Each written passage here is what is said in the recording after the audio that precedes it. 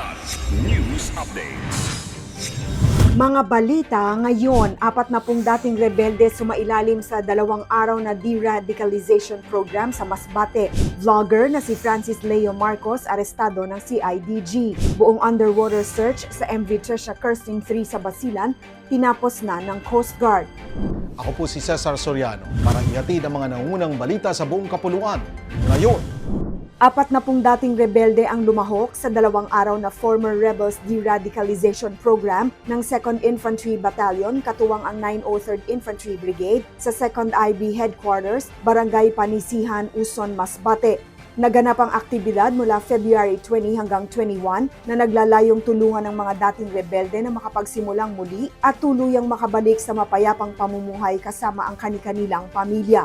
Formal itong binuksan ng 903rd Brigade at 2nd IB kasama ang iba't ibang ahensya ng pamahalaan na nagbigay ng mga impormasyon hinggil sa mga serbisyong maaaring mapakinabangan tulad ng PhilHealth membership, tulong mula sa PSA at mga programang pangkabuhayan ng DOLE.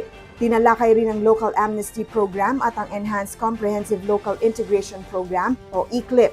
Nagkaroon din ng pamamahagi ng libreng gamot at bitamina para sa kalusugan ng mga kalahok, gayon din ng food packs sa tulong ng pamahalaang panlalawigan ng Masbate. Sa pagtatapos ng programa, muling pinagtibay ng 2nd Infantry Battalion ang kanilang suporta sa patuloy na paggabay sa mga dating rebelde tungo sa mapayapa, produktibo at maayos na pamumuhay. Arestado ng Criminal Investigation and Detection Group o CIDG ang vlogger na si Norman Mangusin o mas kilala bilang Francis Leo Marcos sa isang hotel sa Pasay City nitong Martes, February 24. Ayon kay NAPOLCOM Executive Officer Rafael Calinisan, inaresto si Mangusin batay sa warrant of arrest na inilabas ng Parañaque RTC Branch 294 para sa 12 bilang ng unjust vexation kaugnay ng paglabag sa RA 10175 o Cybercrime Prevention Act of 2012.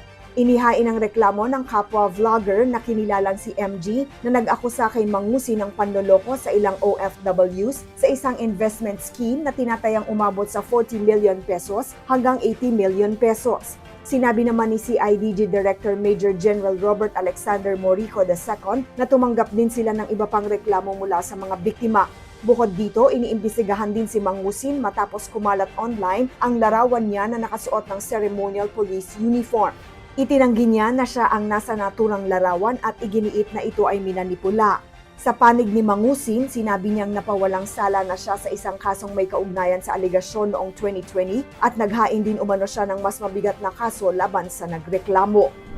Tinapos ng Philippine Coast Guard o PCG Technical Diving Group ang kompletong underwater search na nagsimula noong January 28 sa lumubog na MV Trisha Kirsting 3 sa Balok-Balok Island, Basilan matapos ang 27 araw. Ayon kay Commodore Richard Marfe, Coast Guard District Southwestern Mindanao Commander, ginalugad ng mga diver ang lahat ng bahagi ng barko mula Deck A at B, car deck hanggang engine room sa kabila ng malalakas na agos, halos zero visibility, oil contamination at structural instability.